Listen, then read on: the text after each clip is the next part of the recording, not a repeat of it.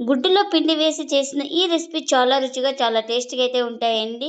ఈ రెసిపీ వచ్చేసి ఇంట్లో వాళ్ళందరికీ నచ్చుతాయి. అంత టేస్టీగా అయితే ఉంటాయి. ఇంకెందుకు ఫ్రెండ్స్ ఆలస్యం, ఎలా చేయాలో ఏంటో అనేది వీడియోలోకైతే వెళ్ళిపోయి చూద్దామా మరి? ఇంకా ముందుగా ఒక మిక్సింగ్ బౌల్ అయితే తీసుకొని అందులోకి ఒక ఎగ్‌ని అయితే వేసుకోవాలి.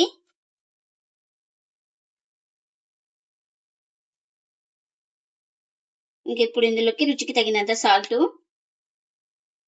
ఒక హాఫ్ టీ స్పూన్ దాకా షుగర్ కూడా వేసుకోవాలి. ఈ షుగరు, సాల్టు బాగా ఎగ్‌లో కలిసిపోయే వరకు ఇలా బాగా కలుపుకోవాలి. ఒక నిమిషం పాటు ఇలా. ఇప్పుడు ఇలా బాగా కలుపుకున్న తర్వాత ఇందులోకి హాఫ్ కప్పు పిండినైతే వేసుకోవాలండి. మీరు మైదా గాని, గోధుమ పిండి గాని ఏదైనా వేసుకోవచ్చు. ఈ పిండి కూడా వేసుకొని ఇలా బాగా కలుపుకోవాలి. ఇలా మొత్తం కలుపుకున్న తర్వాత ఇందులోకి ఒక స్పూన్ దాకా పెరుగును కూడా వేస్తున్నా. ఈ పెరుగు కూడా వేసుకొని మొత్తం ఇలా చేయితోటి మనం చపాతీ పిండిలాగా సాఫ్ట్‌గా తడుపుకోవాలి. చూడండి మనకి ఇంకా కాస్త పిండి అయితే పడుతుంది. మళ్ళీ ఒక 2 స్పూన్ల దాకా పిండినైతే వేసుకున్నాను. ఈ పిండి కూడా వేసుకొని మొత్తం ఇలా బాగా కలుపుకోవాలి. ఇలా మొత్తం సాఫ్ట్‌గా కలుపుకున్న తర్వాత ఇప్పుడు ఒక స్పూన్ ఆయిల్ కూడా వేసుకొని పిండినంతా ఇలా బాగా కలుపుకోవాలి. ఇలా మొత్తం బాగా కలుపుకున్న తర్వాత ప్లేట్ అయితే పెట్టుకొని ఒక 10 నిమిషాలు పక్కన పెట్టుకుంటే మనకు పిండి అనేది చాలా సాఫ్ట్‌గా నానుతుంది. ఇప్పుడు ఒక 10 నిమిషాల తర్వాత అయితే చూపిస్తున్నాను చూడండి మీకు. చూడండి పిండి ఇలా సాఫ్ట్‌గా ఉండాలి బాగా. ఈ పిండిని ఒకసారి ఇలా బాగా కలుపుకొని చేయితోటి ఇప్పుడు మనం ఏ దాని మీద రుద్దుకుంటున్నామో ఆయిల్ అయితే అప్లై చేసుకోవాలి ఇలా. ఇప్పుడు దీన్ని ఇలా రౌండ్‌గా చేసుకోవాలి. ఈ పిండి ముద్దనైతే ఇలా రౌండ్‌గా చేసుకొని ఇలా లైట్‌గా ప్రెస్ చేసుకోవాలి. కర్రతో ఎంత వీలైతే అంత పలుచగా అయితే రుద్దుకోవాలి. ఇక్కడ చూపిస్తున్నాను కదా ఈ విధంగా మొత్తం.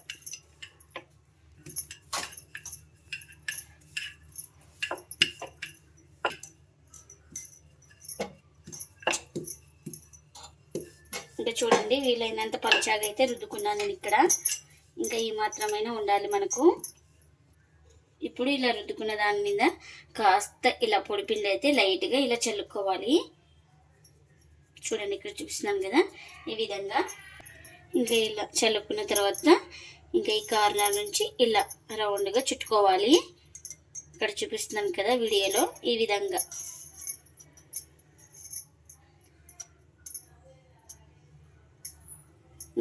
లాస్ట్ వరకు ఇలానే చుట్టుకోవాలి, ఈ చివరి వరకు.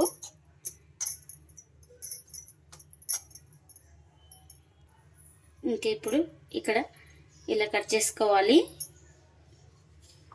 నేను ఇక్కడ 3 భాగాలు అయితే కట్ చేస్తున్నాను. ఇలా కట్ చేసుకున్న దాన్ని ఒక పిండి ముద్దనైతే తీసుకొని ఇలా నిదానంగా ఇలా ప్రెస్ చేసుకోవాలి. ఇలా ఒత్తుకొని ఇలా చూడండి ఈ విధంగా అయితే ఇలా ఒత్తుకోవాలి. చూడండి ఇలా ఉండాలి. ఇలా చేసుకున్న తర్వాత ప్లేట్లోకి అయితే తీసుకుంటున్నా. మరొకటి అయితే చూపిస్తుంది. మరొకటి కూడా సేమ్ ఇలానే ప్రెస్ చేసుకోవాలి.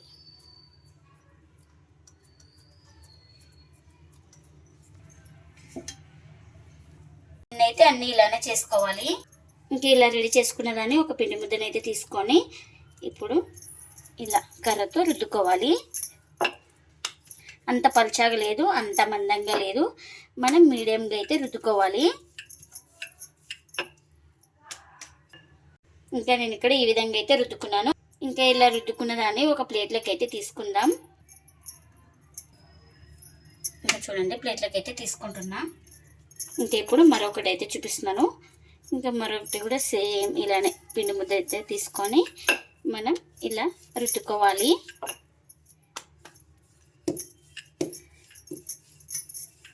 ఎన్నైతే అన్ని ఇలానే రుద్దుకోవాలి.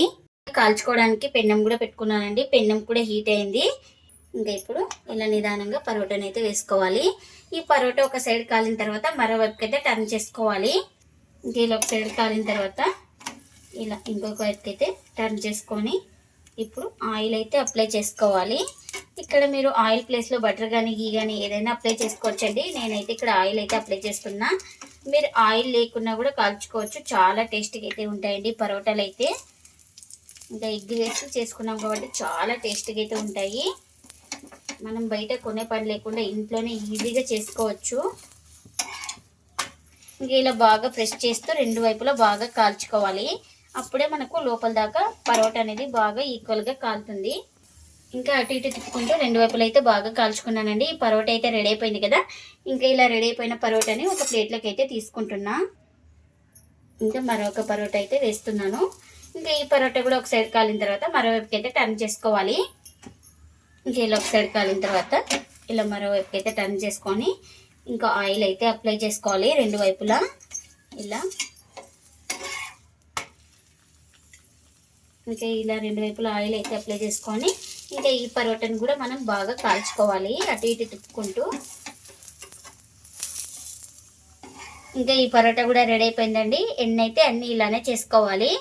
గుడ్డులో పిండి వేసి చేసిన పరోటాలు అయితే రెడీ అయిపోయినాయండి. ఇవి చాలా రుచిగా చాలా టేస్టీగా అయితే ఉంటాయి. ఇంకా ప్లేట్లకు అయితే సర్వ్ చేస్తున్నా. ఈ పరోటాలు వచ్చేసి ఎవరైనా ఇష్టంగా తింటారండి. అంత టేస్టీగా అయితే ఉంటుందండి మనకు. ఇంకా ఈ పరోటాలకి వెజ్ కానీ నాన్ వెజ్ కానీ ఏదైనా చాలా బాగుంటుందండి. అంత టేస్టీగా అయితే ఉంటాయి. మీరు కూడా తప్పకుండా ఒకసారి ఇలా ట్రై చేసి మీకు ఎలా వచ్చిందో కామెంట్ అయితే చేయండి ఫ్రెండ్స్. ఇదండి ఇవాళ వీడియో. ఈ వీడియో కనుక నచ్చితే ప్లీజ్ లైక్ చేయండి, షేర్ చేయండి, కామెంట్ చేయండి. అలాగే లైక్ చేసి సపోర్ట్ చేయండి friends. Thanks for watching. Bye bye.